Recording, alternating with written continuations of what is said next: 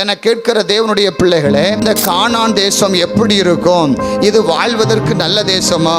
இந்த தேசத்துல போனா நம்ம குடியிருக்கலாமா? நம்ம பிள்ளைகள் எப்படி இருப்பார் என்று பார்ப்பதற்கு போயிட்டு வந்ததுதான் இந்த நடக்கிற சம்பவங்கள். அல்லேலூயா.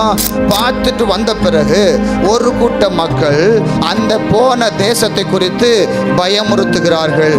அந்த தேசம் வாழ்வதற்கு தகுதி இல்லாத தேசம் என்று சொல்லுகிறார்கள். அங்க இருக்கிறவர்கள் நம்மை விட பலத்தவர் என்று சொல்லுகிறார்கள்.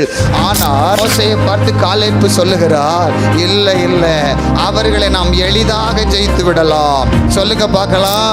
நாம அவர்களை எளிதாக ஜெயித்து விடலாம், நாம அவர்களை சீக்கிரமாய் வெற்றி பெற்று விடலாம் என்று சொல்லி காலேப்பை போல விசுவாசமுள்ள வார்த்தைகள் உங்களுக்குள்ள இருக்க வேண்டும்.